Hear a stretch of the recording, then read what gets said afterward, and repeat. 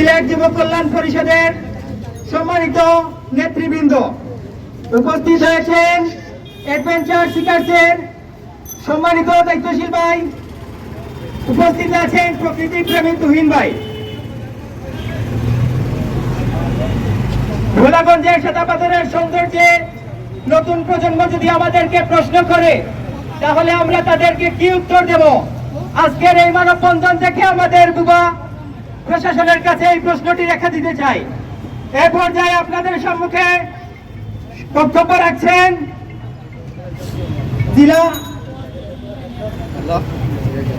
সিলেট জেলা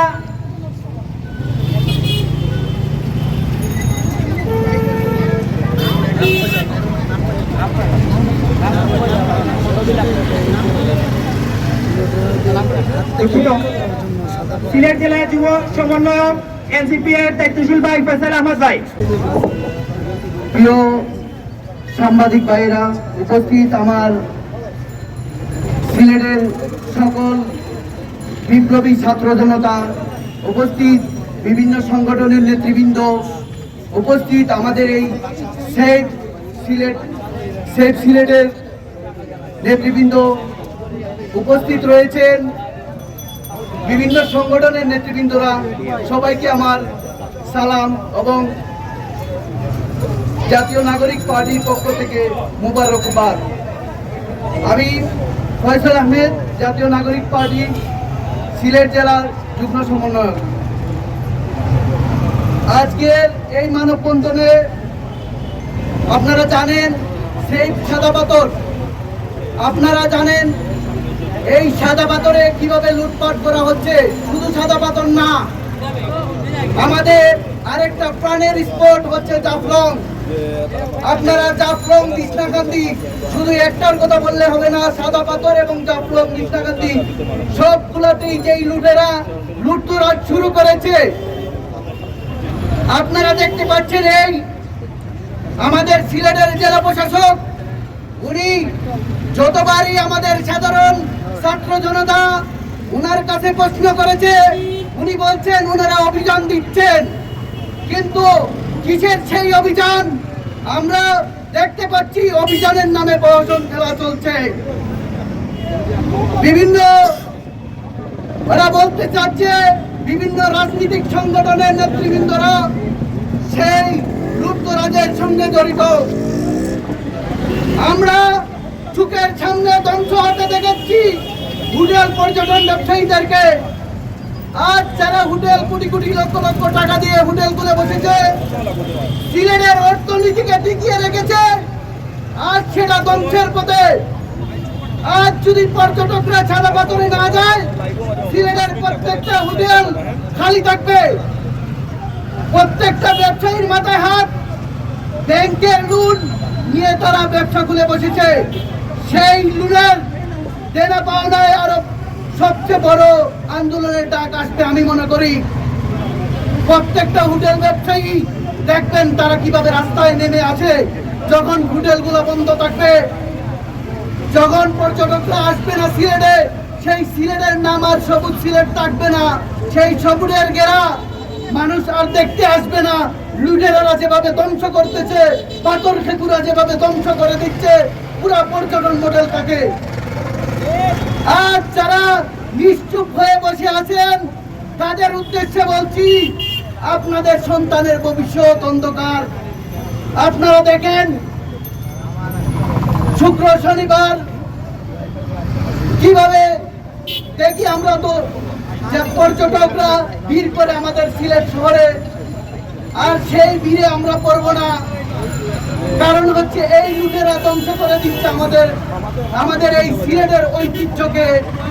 সেই প্রকৃতির লীলাভূমি সাদা পাথরকে বাঁচিয়ে রাখার জন্য সব মহল এগিয়ে আসতে হবে। সবার কাছে আমার রিকোয়েস্ট, সবাই এগিয়ে আসুন। প্রয়োজনে আমরা লং মার্চ ঘোষণা করবো সাদা পাথরে।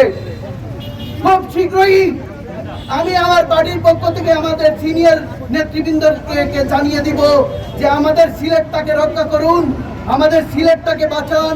এই সাদা পাথর ধ্বংস হলে আমাদের পুরনো পর্যটন ধ্বংস হয়ে যাবে। আপনি যদি কোম্পানিগঞ্জের নাম কেউ না শুনে কিন্তু সাদা পাথরের নামটি কি জানেন? যে সাদা পাথর আমার গোয়েন্দার চেনার আগে সবার আগে জাফলং চিনে।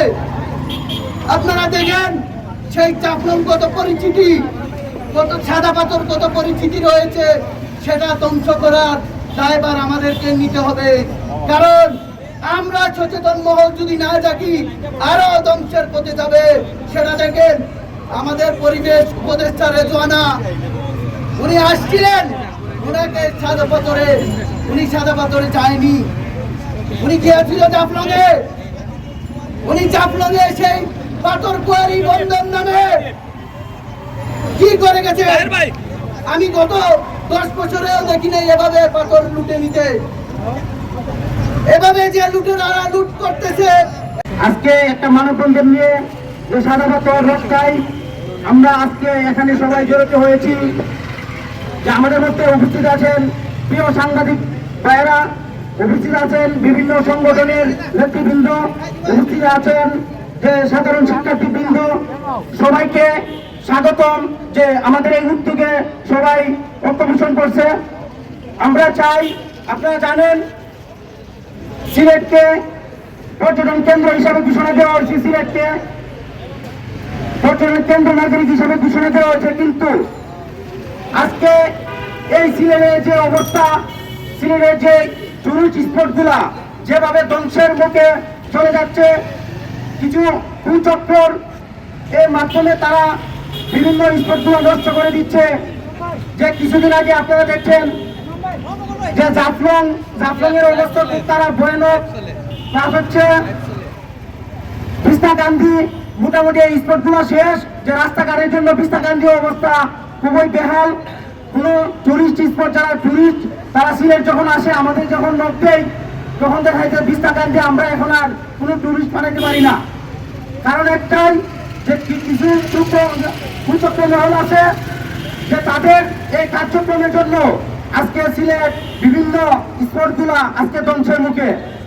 বিশেষ করে সাদা পাথর খুব দুঃখ লাগে যে আজকে সিলেটবাসী সবাই বলে যে সিলেট শিল্প কারখানা আছে, সিলেট এগুলো সবগুলো আছে সিলেট, কিন্তু দেখা যাচ্ছে এত সুন্দর আমাদের সিলেট, সৌন্দর্য লীলাভূমি সিলেট আজকে ধ্বংস করে দিচ্ছে।